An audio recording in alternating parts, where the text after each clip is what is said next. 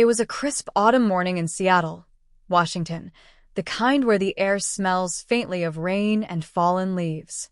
I stood at my apartment window, looking down at the quiet street below, coffee in hand, heart racing.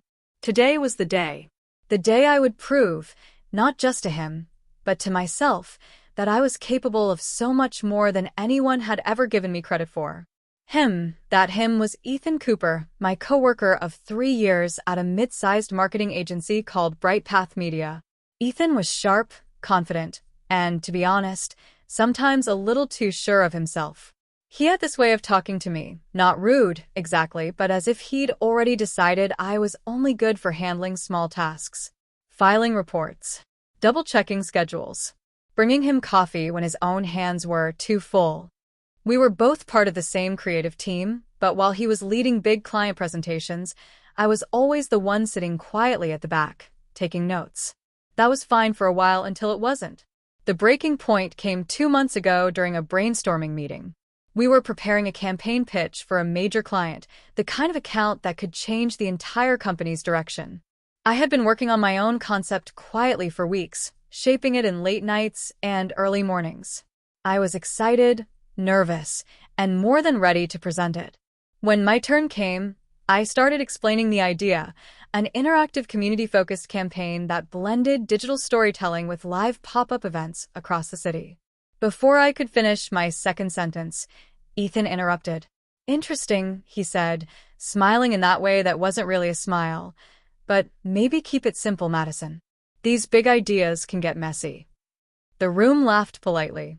My cheeks burned, and I sat down, my idea dying before it even had a chance to breathe.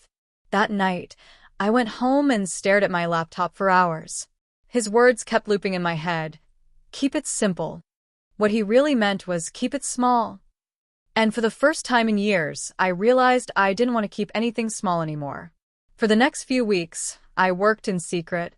I refined my campaign concept, mapping out every step, every visual, every timeline. I reached out to contacts in the city, small business owners I'd met over the years, artists, and event coordinators. I asked questions, learned, adapted.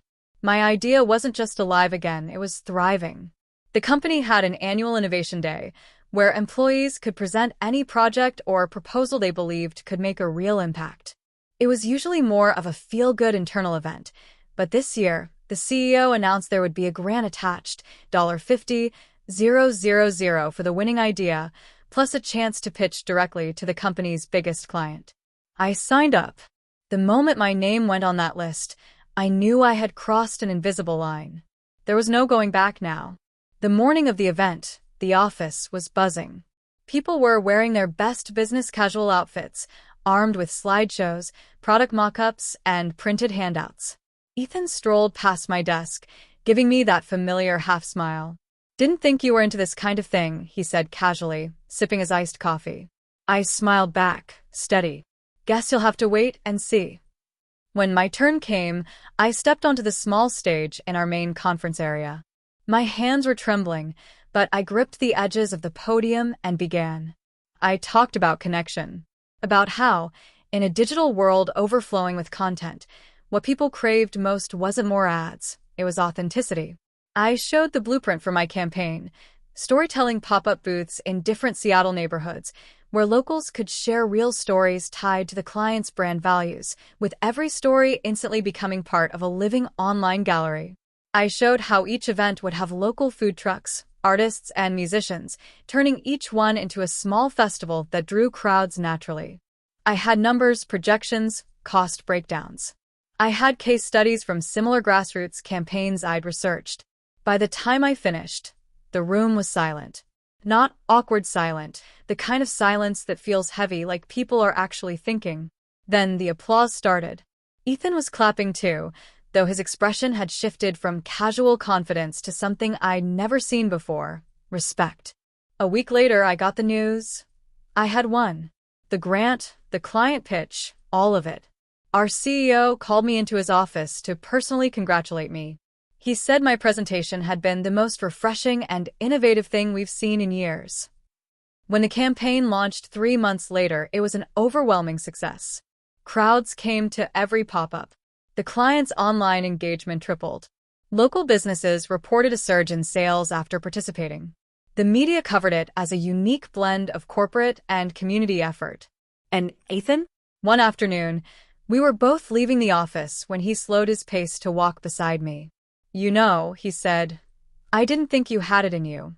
I looked at him, smiling just enough. "That's the thing, Ethan. I always did." But the real change wasn't about Ethan, or even the campaign. It was about me. For years, I'd stayed small because it felt safe.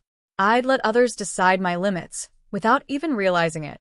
But standing on that stage, I'd remembered something important. No one gets to define what you're capable of unless you let them. And I wasn't letting anyone do that ever again.